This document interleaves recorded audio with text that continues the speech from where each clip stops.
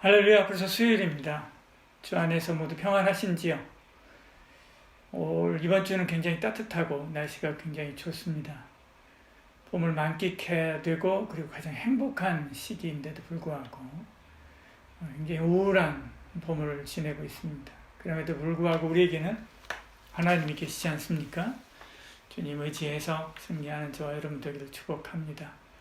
오늘 함께 나눌 말씀은 로마서 8장 1절부터 4절까지 말씀입니다. 그러므로 이제 그리스도 예수 안에 있는 자에게는 결코 정죄함이 없나니 이는 그리스도 예수 안에 있는 생명의 성령의 법이 죄와 사망의 법에서 너를 해방하였습니다.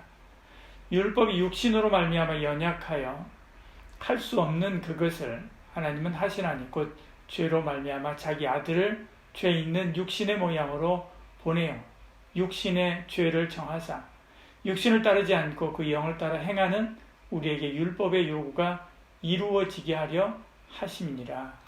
아멘. 여러분은 창세기에 나오는 하갈이라고 하는 여성을 기억할 것입니다. 아브라함의 아내 사레의 여종 있죠.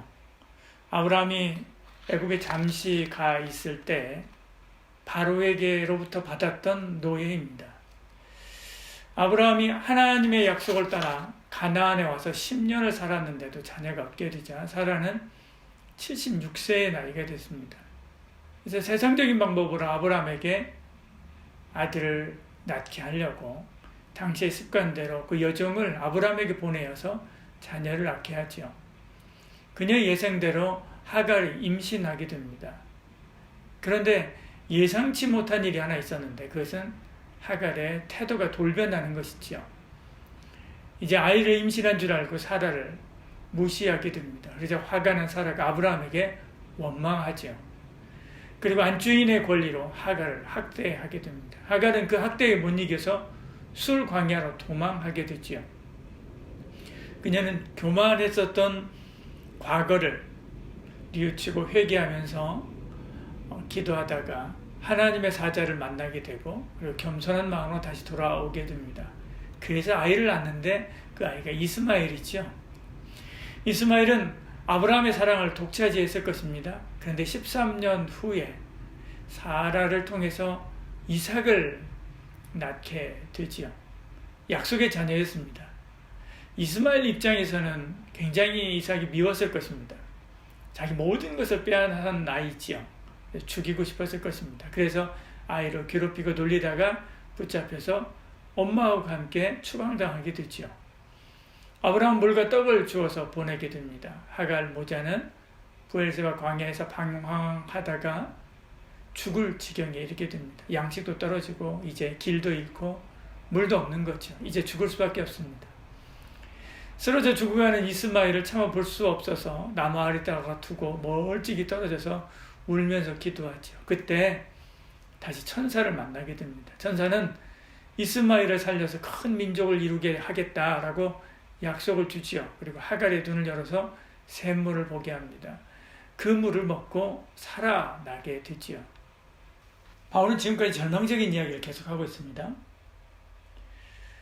죄로 인해서 사망이 오고 그리고 우리는 끝장났다라고 하는 이야기를 계속 해왔지요. 죄의 삭은 사망이다. 그런데 예수 그리스도를 구주로 믿어서 우리가 구원받게 됩니다. 그리고 하나님의 자녀가 되지요. 그래서 우리가 새로운 삶을 삽니다. 그런데도 불구하고 내 안에서 또다시 죄들이 일어나게 됩니다. 내 안에 계속해서 갈등이 일어나게 되지요. 7장 18절에 이렇게 말씀합니다. 내 속 곧 내 육신에 선한 것이 거하지 아니하는 줄 아노니 원하면 내게 있으나 선을 행하는 것은 없노라. 7장 25절도 이렇게 말씀하죠. 내 자신이 마음으로는 하나님의 법을 육신으로는 죄의 법을 삼게노라 이렇게 말씀합니다.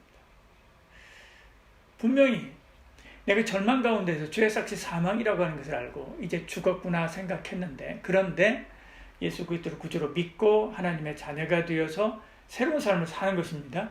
그런데도 불구하고 또 내 안에서 이 죄의 법이 나를 계속 갈등하게 하고 힘들게 하고 두렵게 하는 것입니다. 그래서 오라 나는 공고한 사람이다. 내 안에 이 갈등 누가 끝장낼 것인가 라고 하나님 앞에서 탄원하고 있는 것입니다. 그렇다고 해서 내가 지금 구원받지 않은 것입니까? 구원받은 거죠. 7장 25절에 이렇게 말씀합니다. 우리 주 예수 그리스도로 말미암아 하나님께 감사하리로다. 그런즉 내 자신이 마음으로 하나님의 법을 육신으로는 죄의 법을 섬기노라 이렇게 말씀하죠. 나는 이성으로는 하나님의 법을 따르지만 육체로는 죄의 법을 따르고 있다. 이것이 바로 인간이다. 이것이 바로 나다. 인 것이죠. 이렇게 불완전함에도 불구하고 감사하게도 하나님께서 우리 주 예수 그리스도를 통해서 우리를 그때그때마다 다시 붙잡아 주시고 구해 주십니다. 얼마나 감사한 일입니까? 마치 하갈과 이스마엘이 오아시스를 발견한 것처럼 새로운 오아시스를 발견한 것이지요. 그래서 8장 1절에 그러므로 라고 하는 말로 시작되는 것입니다. 이 말은 바로 앞절인 7장 25절 그 25절의 앞부분을 받아서 한 이야기입니다. 아 맞아 예수 그리스도께서 계시지 라고 하는 말이죠. 내가 그리스도 안에 있다면 정죄함이 없다 라고 하는 말입니다. 7장 25절 이렇게 말씀하잖아요. 앞부분에 이제 그리스도 예수 안에 있는 자에게는 결코 정죄함이 없나니 이제 우리가 얽매였던 것에 대해서 죽었으므로 율법에서 이제 다 벗어났기 때문에 그렇습니다. 로마서 7장 6절 앞부분에 이렇게 이야기하고 있지 않습니까? 내 안에 있는 죄와 연약 때문에 괴로워한 것이 없다. 주 안에 있으면 우리가 주 안에 있으면 누구도 우리를 다시 정죄하지 않는다. 걱정하지 마라. 아무리 흉악범이라 할지라도 주 안에 있으면 용서받고 그리고 회복된다 라고 말씀하는 거죠. 회개하면 잘 알려진 사람 있지 않습니까? 존 뉴턴입니다. 부유한 선장의 아들로 태어났습니다. 개신교도였던 어머니가 신앙이 굉장히 좋았습니다. 늘 성경을 읽어주고 그리고 아이작 와츠의 어린이 찬송가를 늘 가르쳤습니다. 그런데 7살 나이에 세상을 떠나게 됐죠. 그다음에 이제 아버지를 따라서 선원이 되어서 타락하고 그리고 노예상이 됩니다. 잔인한 노예상이었던 그가 뉴펀들랜드 해역에서 엄청난 폭풍우 속에서 회개하고 거듭나게 되지요. 그리고 새 삶을 살면서 하나님께 영광 돌리게 됩니다. 그가 작곡한 것이 그 유명한 어메이징 그레이스입니다. 영상 한번 볼까요?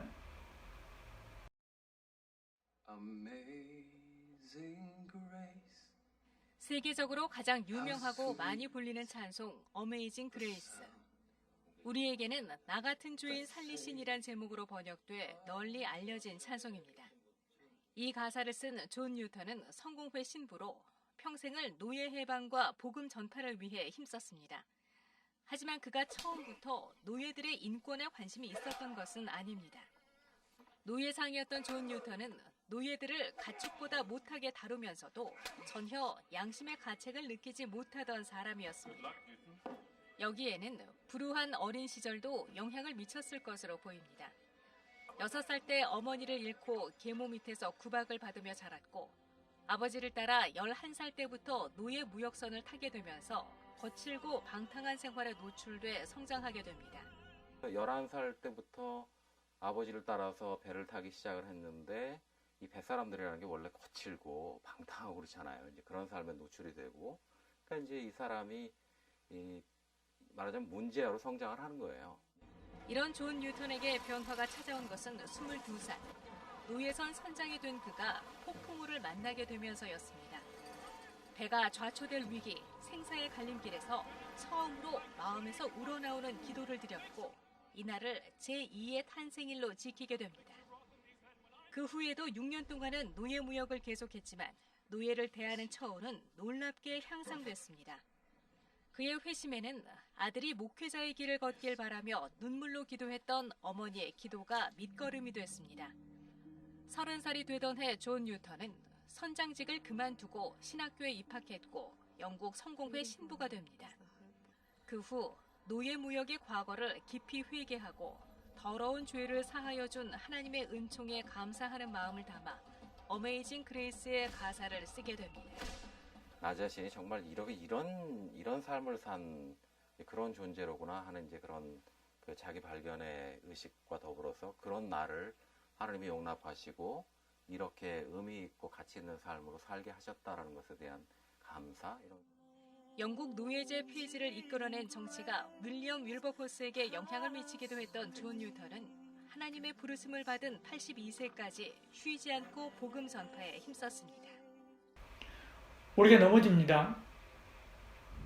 넘어지는 것에 대해서 괴로워할 것이 없다는 거죠. 나를 붙잡아서 다시 일으키시는 주님이 계심에 대하여 감사하고 다시 일어나기를 반복해야 합니다. 뉴턴도 마찬가지죠. 그도 어렸을 때 어머니 품 안에 있을 때 예수 그리스도를 구주로 믿었을 것입니다. 그리고 주님을 사랑했을 것입니다. 그러나 그는 넘어졌습니다. 그것도 아주 많이 넘어진 거죠. 그러나 주님께서 그를 다시 이렇게 세우신 것을 봅니다. 여러분, 우리도 넘어집니다. 넘어진 것에 대해서 괴로워할 게 없다는 겁니다. 물론 회개해야죠. 회개하고 하나님 앞에 통회하며 울어야 됩니다. 그러나 거기에 붙들려 있으면 안 된다는 것입니다. 다시 박차고 일어나야 됩니다. 주님을 바라봐야 되죠. 나를 붙잡고 계시는 주님, 이렇게 세우시는 주님을 바라보아야만 합니다.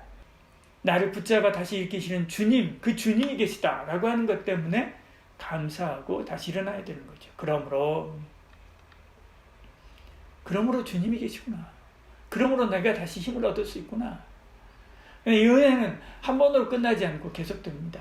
2절에 말씀합니다. 이는 그리스도 예수 안에 있는 생명의 성령의 법이 죄와 사망의 법에서 너를 해방하였습니다. 해방시켰다라고 하는 말은요, 과거 어느 시점에서 해방시켰는데 그것이 단회적인 것으로 끝나지 않고 지속적으로 오늘의 영향을 미치는 과거 시제입니다.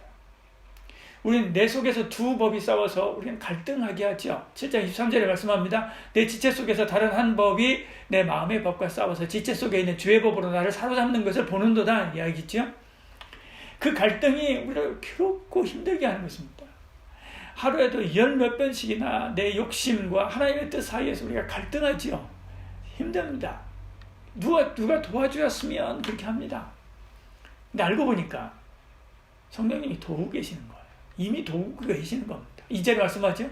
그리스도 예수 안에 있는 생명의 성령의 법이 죄와 사망의 법에서 너를 해방했을 뿐만 아니라 어떻게 한다고 지금도 그 시제를 보니까 지금도 계속 해방시키고 있는 것이다.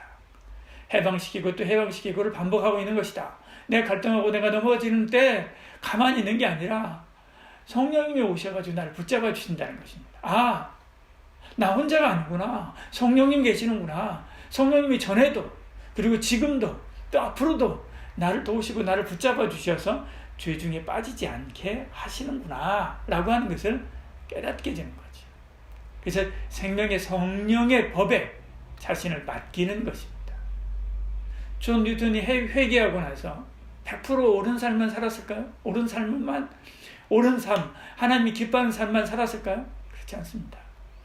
물론 과거와 전혀 다른 삶을 살았겠지만 그 후에도 역시 실수하고 넘어지고를 또 반복했을 것입니다. 그러나 이전과 다른 것은 성령께 자신을 맡기는 거죠. 성령님, 무엇이 옳은 것입니까? 맡기고요. 성령님께 맡깁니다.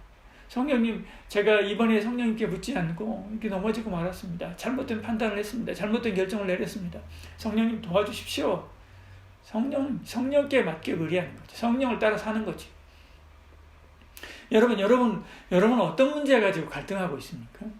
여러분이 지금 갈등하고 있는 게 뭡니까? 돈 문제입니까? 신앙 문제입니까? 사람과의 관계 문제입니까? 어떤 문제입니까? 그것이 어떤 문제를 할지라도 성령님께 맡기십시오. 그리고 기도하면서 이렇게 질문해 보시길 바랍니다. 주님이 원하시는 게 뭐고 제가 원하는 게 뭡니까? 성령님, 제가 어떻게 해야 성령께서 기뻐하시겠습니까? 성령님께 나의 이 문제를 맡깁니다. 성령님께서 결정해 주십시오. 저는 성령님의 결정에 따라 순종하겠습니다. 그렇게 기도하는 것입니다. 그러면 100 중에 99는 답이 떠오를 것입니다. 그 대답에 딴지 걸고 싶은 마음이 있습니까? 있어요. 그것이 사실 그 마음이 우리를 갈등하게 만든 것입니다. 그걸 억누르십시오. 생명의 성령의 법을 따르십시오. 그것이 사는 길이고 그것이 복된 길이고 그것이 지름길입니다. 우리는 혼자가 아닙니다. 하나님이 도우십니다. 성부 하나님께서 자기 아들 예수 그리스도를 보내서 우리 대신 죽게 하심으로 우리를 구원하셨습니다. 3절 4절에 이렇게 말씀하지 않습니까? 율법이 육신으로 말미암아 연약하여 할 수 없는 그것을 하나님은 하시라니. 율법이 우리를 구원하지 못한다는 겁니다. 근데 하나님은 하신다는 겁니다. 곧 죄로 말미암아 자기 아들을 죄 있는 육신의 모양으로 보내어 육신의 죄를 정하사 육신을 따르지 않고 그 영을 따라 행하는 우리에게 율법의 요구가 이루어지게 하려 하심이니라. 아들을 보내어서 그 율법의 요구를 이루시고 우리를 구원하신다는 것입니다. 그래서 다시는 율법의 죄를 가지고 우리를 정죄하지 못하게 하는 겁니다. 성부 하나님이 이렇게 우리를 구원하십니다. 성자 예수님은 당신의 십자가 그늘 안에 들어온 우리를 지키십니다. 보호하십니다. 8장 1절 2절 이렇게 말씀하죠. 그러므로 이제 그리스도 예수 안에 있는 자에게는 2절에도 말씀합니다.